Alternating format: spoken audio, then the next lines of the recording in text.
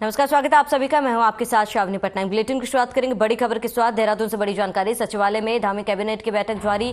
CM Dhami की अध्यक्षता में कैबिनेट की बैठक हो रही है। लगभग 2 दर्जन प्रस्तावों पर लग सकती है मुहर। बड़ी जानकारी आपको बता दें, चारधाम यात्रा में सुविधा बढ़ाने को लेकर भी आज चर्चा हो सकती है। बड़ी जानकारी, अहम खबर आपको बता दें, मंत्री प्रेमचंद अग्रवाल सतपाल महाराज बैठक में मौजूद हैं। इस वक्त की बड़ी जानकारी आपको बता दें, धन सिंह रावत, सुबोध उनियाल, सौरभ बहुगुणा भी शामिल है। बड़ी जानकारी, अहम खबर आपको बता रहे हैं। इस वक्त की बड़ी जानकारी आपको बता दें, मंत्री प्रेमचंद अग्रवाल सतपाल महाराज से मिले। बड़ी जानकारी आपको बता रहे, देहरादून से सचिवालय में धामी कैबिनेट की बैठक जारी। सीएम धामी की अध्यक्षता में हो रही है कैबिनेट की बैठक। लगभग 2 दर्जन प्रस्तावों पर मुहर लग सकती है। चारधाम यात्रा में सुविधा बढ़ाने को लेकर भी चर्चा होगी। मंत्री प्रेमचंद अग्रवाल सतपाल महाराज बैठक में शामिल होंगे। बड़ी जानकारी, अहम खबर आपको बता दें कि बैठक जारी है कैबिनेट की। इस वक्त की बड़ी जानकारी आपको बता दें, कई मंत्री इसमें शामिल है। सचिवालय में धामी कैबिनेट की बैठक लगातार जारी है। तमाम बड़े मंत्री इसमें शामिल हुए हैं। सीएम की अध्यक्षता में बैठक हो रही है और कई अहम प्रस्तावों पर आज मुहर लग सकती है। करीब 2 दर्जन प्रस्तावों पर मुहर लगेगी और चर्चा की जाएगी। चारधाम यात्रा में सुविधा बढ़ाने को लेकर भी संभवतः आज चर्चा हो सकती है। तो मंत्री प्रेमचंद अग्रवाल, रीता खंडूरी सभी इस बैठक में शामिल हुए हैं और 2 दर्जन प्रस्तावों पर मुहर लग सकती है।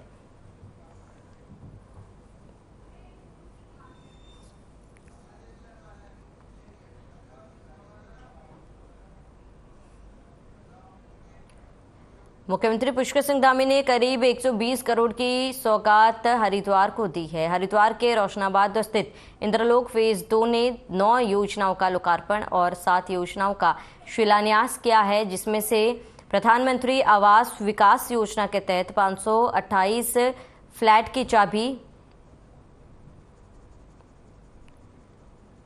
स्वयं मुख्यमंत्री के द्वारा लाभार्थियों को दी गई। हरिद्वार के सौंदर्यीकरण और विकास की मुहिम को आगे ले जाते हुए मुख्यमंत्री ने 16 योजनाओं का शिलान्यास और लोकार्पण किया। हरिद्वार रुड़की विकास प्राधिकरण द्वारा रिकॉर्ड समय में 40 करोड़ से अधिक लागत में फ्लैट का निर्माण किया है। उन्होंने बताया कि प्रधानमंत्री नरेंद्र मोदी संकल्प के द्वारा ही यह संभव हो पा रहा है। हर गरीब को अपना आशियाना मिल सके। साथ ही कांग्रेस पर तंज कसते हुए उन्होंने बताया कि इसी से फर्क जान सकते हैं कि आज़ादी के बाद से 8 लाख घर बने हैं। वहीं प्रधानमंत्री नरेंद्र मोदी की सरकार के 9 सालों में अब तक 4 करोड़ मकान देश भर में गरीब जनता को दिए जा चुके हैं। इस दौरान लाभार्थियों ने भी प्रधानमंत्री नरेंद्र मोदी और मुख्यमंत्री पुष्कर सिंह धामी का अभिनंदन किया।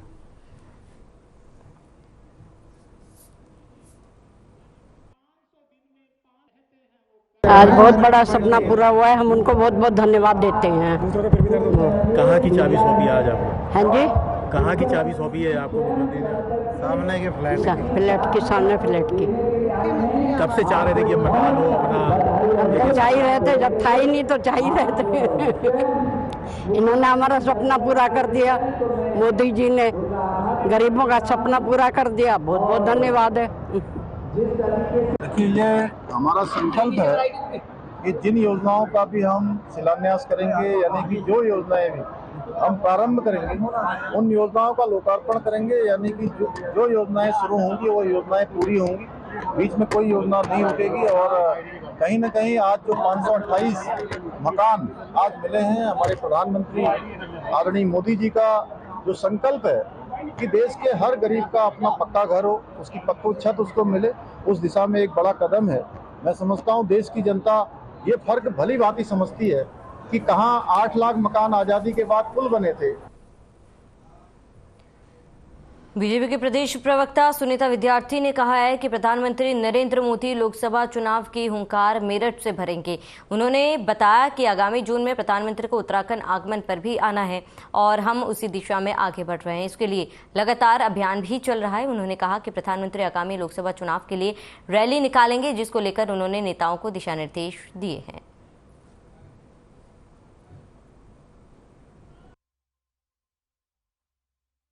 जी, देखिए माननीय प्रधानमंत्री जी पहले तो लोकसभा क्षेत्र की जो हुंकार है वो मेरठ से भरने जा रहे हैं और उसके बाद जो है उत्तराखंड में भी हमारा आगामी जो है आमंत्रण उनके लिए है, तो इस दिशा में हम आगे बढ़ रहे हैं और महासंपर्क अभियान का जो उद्देश्य है, वो यही है कि हम लोग जो हैं प्रधानमंत्री जी के लोकसभा क्षेत्र के लिए आगे चुनाव जो आ रहे हैं, उसके लिए कार्य करें और सभी लोगों को चुनाव के लिए समीक्षा करके तैयार करें।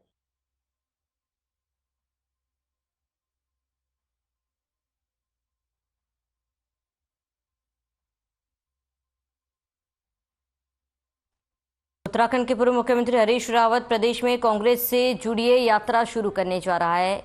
उनकी इस पहल का कांग्रेस के वरिष्ठ नेता समर्थन कर रहे हैं, तो वहीं बीजेपी ने हरीश रावत को लेकर कटाक्ष किया। आपको बता दें कि पूर्व मुख्यमंत्री हरीश रावत ने सोशल मीडिया के जरिए अपनी बात कही है। पूर्व सीएम रावत के अनुसार वे अपने समय उत्तराखंड और खासकर हरिद्वार अल्मोड़ा को देंगे। कांग्रेस प्रदेश उपाध्यक्ष मथुरा दास जोशी ने कहा कि पार्टी के वरिष्ठ नेता हरीश रावत एक अच्छी पहल करने जा रहे हैं, इससे कांग्रेस मजबूत होगी। वहीं बीजेपी के प्रदेश प्रवक्ता विपिन कैथोला ने कांग्रेस और हरीश रावत दोनों पर निशाना साधा और हरीश रावत के कार्यकाल को लेकर सवाल किए।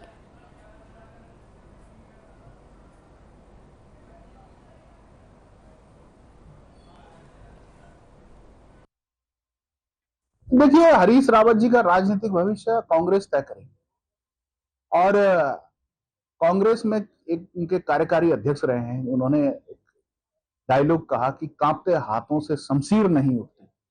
अब Harish Rawat ji tweet tweet tweet game खेलते रहते हैं। अब हरीश रावत जी को जब मौका मिला उत्तराखंड का मुख्यमंत्री बनने का, तब उन्होंने उत्तराखंड को क्या पहचान दिलाई सभी लोग जानते हैं। एक शराब की ब्रांड से पहचान होने लगी थी कांग्रेस सरकार। तो हरीश रावत जी कभी कहते हैं कि मैं वनवास ले लूंगा, अब युवाओं को आगे आना चाहिए। हरीश रावत जी और कांग्रेस उत्तराखंड की कंफ्यूज है। ये कंफ्यूज पार्टी आज कांग्रेस बन के उत्तराखंड में रह गई है। पहले हरीश रावत जी अपने बयानों को टटोले। हरीश रावत जी इस स्थिति में है कि वो कभी कहते हैं कि मैं चुनाव नहीं लड़ूंगा, कभी कहते हैं कि युवाओं को आगे आना चाहिए, कभी कहते हैं कि मैं यहाँ शरणस्थली बनाऊंगा। तो पहले तो वो अपना कंफ्यूजन हटाएं। नहीं, निश्चित रूप से हरीश रावत जी ने ठीक ही कहा है और इस समय कांग्रेस को सत्ता में लाना पहला उद्देश्य है उत्तराखंड। हमको 2017 और 2022 की हार से सबक लेना पड़ेगा, सारे नेताओं को सबक लेना पड़ेगा कि इतनी अप्रत्याशित हार हुई कैसे, इस पर भी मंथन करना पड़ेगा। और हरीश रावत जी पार्टी के वरिष्ठतम नेता हैं, अगर उन्होंने कोई बात कही है, कोई बात लिखा है, तो निश्चित रूप से उसमें विचार होना चाहिए और विचारणीय भी है। ये बड़ी बात है हमारे लिए कि हम चुनाव हार गए और कैसे हार गए ये पता नहीं चल पाया।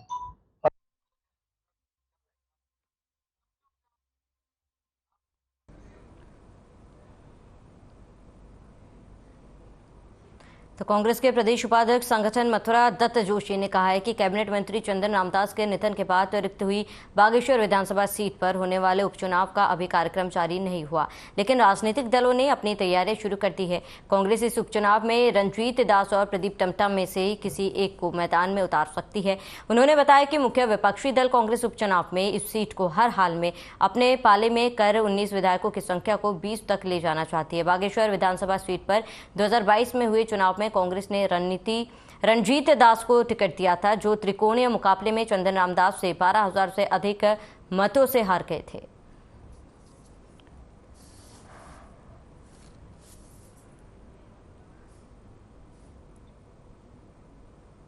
नहीं, देखिए, चुनाव में कौन कैंडिडेट होगा कौन नहीं होगा इसका निर्णय पार्टी हाईकमान करेगी। निश्चित रूप से पिछले चुनाव में रणजीत दास हमारे उम्मीदवार थे, 12,000 वोटों से पराजित हैं। और भी कई विकल्प हैं हमारे पास, बड़े नेता भी हैं हमारे पास। जो भी निर्णय होगा वो पार्टी हाईकमान करेगा, जो भी नीचे से कार्यकर्ताओं की राय आएगी, जिसके पक्ष में राय आएगी पार्टी उसको उम्मीदवार बनाएगी। अरे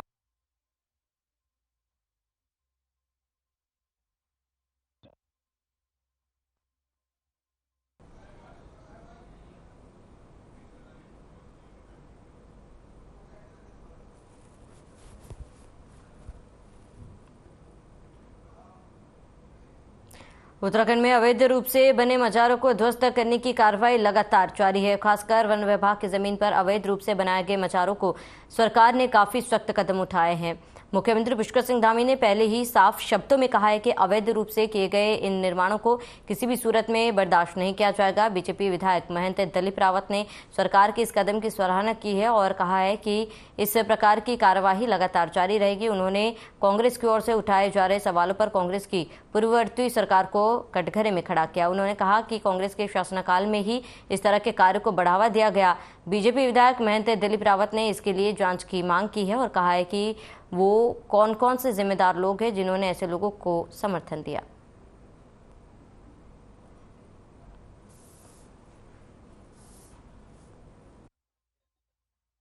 मैनपुरी एक मंदिर के पर कांग्रेस सवाल भी खड़े कर रही है कि जहां पर कॉर्बेट पार्क नहीं था, बाद में बना, पहले मजार बनी है, वहां पर आप तोड़-फोड़ क्यों कर रहे हैं? देखिए, जिसके अभिलेख नहीं होंगे, जो अवैध रूप से बनी होंगी, उन सारे मजारों को सरकार के द्वारा अब तक समाप्त कर दिया गया है और मैं समझता हूँ जो कुछ बची होंगी उनको भी समाप्त कर दिया जाएगा। और जहां तक कांग्रेस के लोगों का कहना है कि जो पहले से मजार हैं, निश्चित रूप से कांग्रेस के शासनकाल में ये सारे मजारों का निर्माण किया गया और उनको पीड़ा है इस बात की। लेकिन भारतीय जनता पार्टी की सरकार जो अवैध जो मजारें निर्माण हुआ है,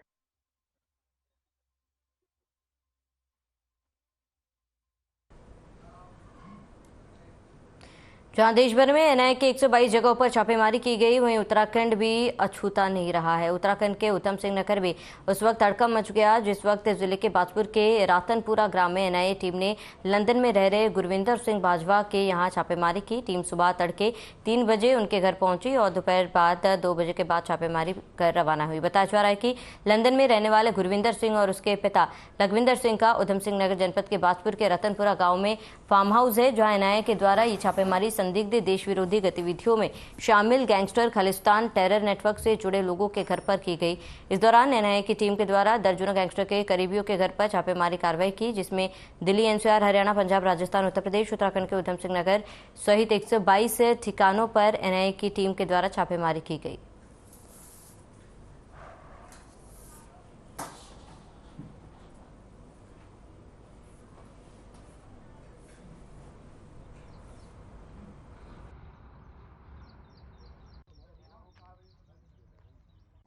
देखिए, हमारे पास 2-3 दिन पहले से ही एनआईए ने गोपनीय रूप से हमको साझा किया था कि कुछ संदिग्ध जगहों पे उनको रेड एवं सर्च की कार्रवाई करना है।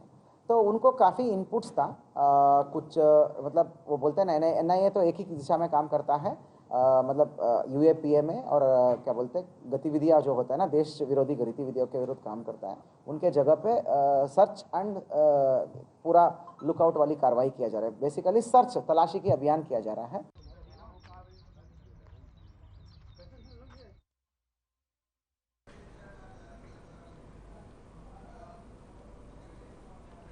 देहरादून में जलभराव की समस्या को कम करने और रेन वाटर हार्वेस्टिंग के लिए नगर निगम शहर के कई इलाकों में रिचार्जेबल सॉकपिट का निर्माण कराया जा रहा है। इसके लिए राजपुर रोड, बसंत विहार, सशस्त्रधारा रोड समेत अन्य इलाकों में 33 स्थान चिन्हित किए गए। नगर निगम ने टेंडर प्रक्रिया शुरू कर दी है ताकि बरसात से पहले काम शुरू हो सके।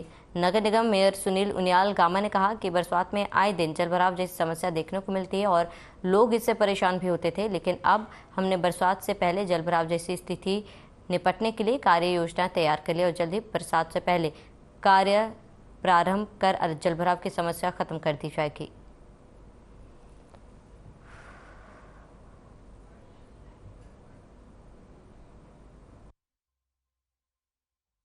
कि जल भराव ना हो, इसके लिए लगातार जो है नगर निगम काम कर रहा है। अभी भी हमने कुछ सॉकेटों के जो है टेंडर करे हैं और जहां निकासी की संभावना नहीं है, जहां निकासी नहीं हो पा रही है, वहां सॉकेट बना के जो है, ताकि बरसात में जल भराव ना हो। ऐसे हर वार्ड में जो है हम सर्वे भी कर रहे हैं और एक सिंचाई विभाग भी एक पूरा मास्टर प्लान जो है शहर में नालियों को लेकर बना रहा है, उससे भी बड़ी राहत मिलेगी।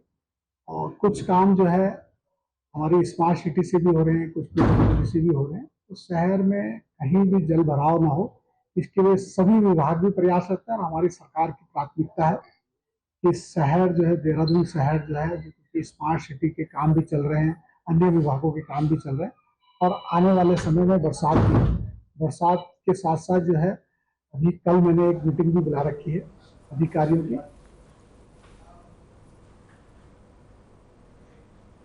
अल्मोड़ा के नए कप्तान रामचंद्रन राजगुरु ने कार्यभार ग्रहण कर लिया है और पत्रकारों से बातचीत में राजगुरु ने कहा है कि जनपद के आपराधिक मामलों को लेकर विशेष फोकस रहेगा। साथ ही उन्होंने कहा है कि नगर की यातायात व्यवस्था को लेकर जो समस्या आ रही है उसका नागरिकों और व्यापारियों के साथ बैठक कर उसका समाधान भी किया जाएगा और इसके साथ ही साइबर महिला और नशे के खिलाफ विशेष मुहिम चलाई जाएगी।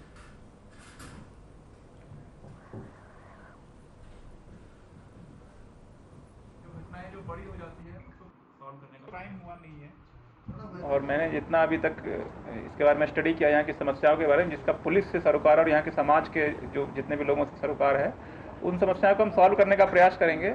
और इसमें कुछ समस्याएं जो कि अभी मेरे समझ में आई, एक तो नशे का यहाँ पे जो चलन हो रखा है, स्मैक कार जो बाहर से अफीम और ये जो आता है ड्रग्स, उस पर हम लोग वर्क करने का प्रयास करेंगे। हमारे यहाँ ENTF बनी, उनको सशक्त करेंगे। जो SOG की टीम से उनको लगाई जाएंगी, नशे के खिलाफ जो अभियान उसको सशक्त किया जाएगा। यहाँ पे दुरुस्त कर सकते हैं लॉ एंड ऑर्डर के संबंध में जो छोटी छोटी जो घटनाएं जो बड़ी हो जाती है उसको सॉल्व करने का क्राइम हुआ नहीं है। नशे की प्रकृति बहुत ज्यादा है सर, पर नशे की तो मार नशे का थोड़ा ज्यादा है। ऑर्डर है पढ़ते होंगे तो क्या है वो, उसके पहले जो एक मुंद्रा में पकड़ा गया था, मुंद्रा में जो अपर मुख्य चिकित्सा अधिकारी नैनीताल डॉक्टर जगदीश चंद्र जोशी ने स्वास्थ्य विभाग के द्वारा अभी तक उनको मुख्य चिकित्सा अधिकारी का पद या बेस चिकित्सा हल्द्वानी के प्रमुख चिकित्सा अधिकारी पद पर नियुक्त न करने को लेकर सिस्टम पर बड़े सवाल खड़े किए हैं। डॉक्टर जगदीश चंद्र जोशी ने मीडिया से बातचीत में बताया कि वो 2 वर्ष और 8 माह से नैनीताल में अपर मुख्य चिकित्सा अधिकारी द्वितीय के पद पर कार्यरत हैं और आज तक 29 वर्ष की राजकीय सेवा दे चुके हैं, लेकिन 10 वर्ष के बाद भी उन्हें वरिष्ठता के आधार पर प्रमोशन तक नहीं दिया गया, जबकि अन्य जूनियर डॉक्टरों को संयुक्त निदेशक पर प्रमोशन दिया गया। डॉक्टर जोशी ने कहा 26 सितंबर 2012 को वरिष्ठ चिकित्सक अधिकारी पद पर प्रमोशन दिया गया। उसके उपरांत मई 2013 में अन्य जूनियर डॉक्टरों को संयुक्त निदेशक के पद पर प्रमोशन दिया गया। उन्होंने बताया कि उनके द्वारा प्रमोशन की मांग के लिए पूर्व में स्वास्थ्य विभाग महानिदेशक देहरादून और स्वास्थ्य सचिव शासन को कई प्रार्थना पत्र भी दे चुके हैं। 2023 से मेरे प्रमोशन रोके गए हैं, जिसके लिए डॉक्टर जगदीश चंद्र जोशी ने स्वास्थ्य विभाग देहरादून से प्रमोशन की मांग करते हुए पूरे सिस्टम पर सवाल खड़े किए।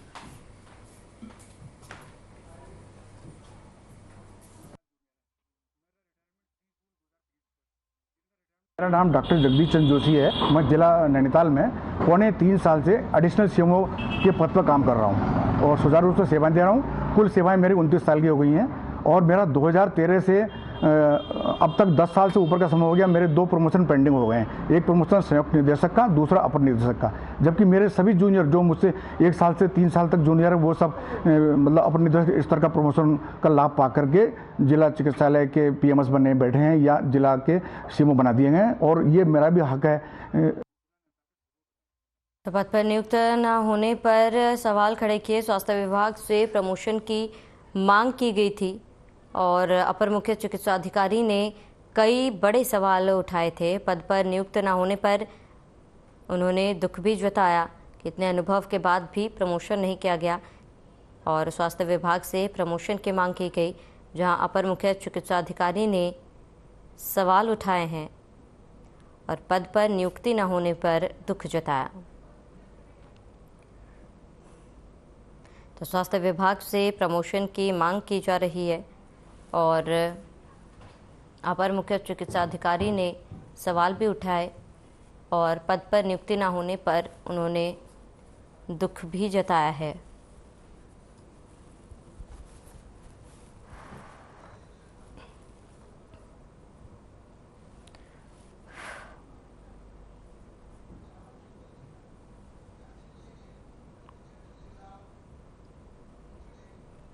तो ऋषिकेश में G20 समिट के दौरान राष्ट्राध्यक्ष और प्रतिनिधियों पर सुविधाओं का ध्यान रखा जा रहा है।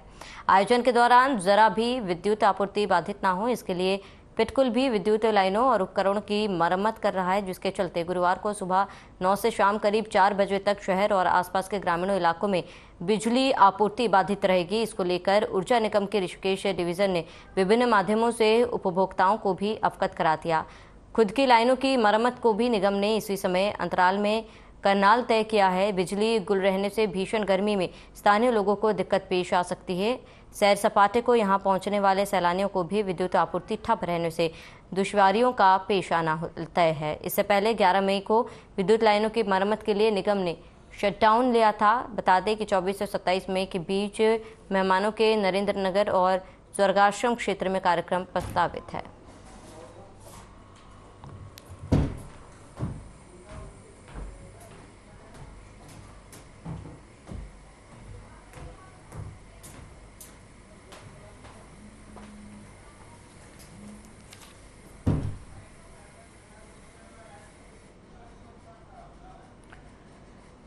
खबर उत्तराखंड के रानीखेत से है, जहां महिला कांग्रेस रानीखेत जिलाध्यक्ष गीता पवार के नेतृत्व में संयुक्त मजिस्ट्रेट रानीखेत जय किशन के माध्यम से राष्ट्रपति को भेजे गए ज्ञापन में महिला कांग्रेस ने कहा है कि भाजपा सांसद बृजभूषण के खिलाफ कई दिनों से जंतर मंतर दिल्ली में धरने पर बैठी है देश की खिलाड़ी, लेकिन उनको न्याय न मिल पाना दुर्भाग्यपूर्ण है। वहीं कार्यक्रम में संरक्षक रचना रावत, महिला नगर अध्यक्ष नेहा शाह, महारा यूथ विधानसभा अध्यक्ष अंकिता पंथ पंडालिया, महासचिव कुसुम जोशी, उपाध्यक्ष बसंती डोबरियाल, नगर अध्यक्ष उमेश भट्ट आदि लोग मौजूद थे।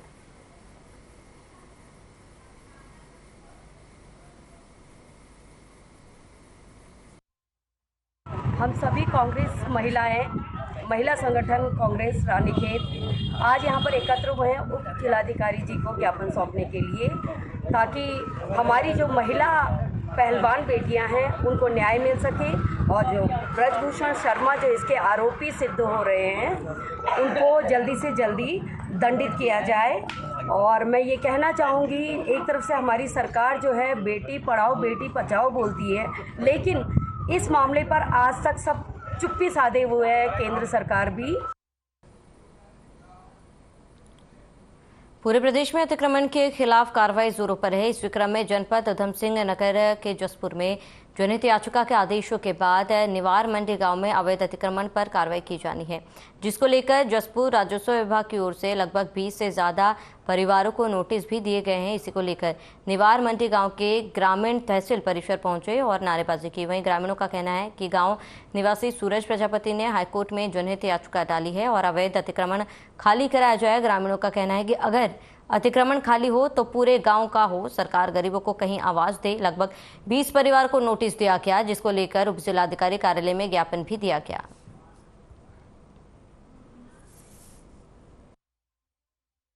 आज जो हम यहाँ एसडीएम कोर्ट के सामने बैठे हैं धरना प्रदर्शन करने, वो हमारे गांव की जो बंजर भूमि का अतिक्रमण हटाने के लिए जो एसडीएम साहब ने नोटिस भिजवाए हमें, तो गांव वालों को, उसमें जो है पीएल डाली थी पीतम सिंह सनो बनवारी सिंह निवार मुंडी, हाई कोर्ट में डाली पीएल। तो उसका आदेश अनुसार जो है 15 मार्च को हुआ, तो उसके बाद में ये हमें जो है अवगत कराया गया कल 15 तारीख में पटवारी द्वारा।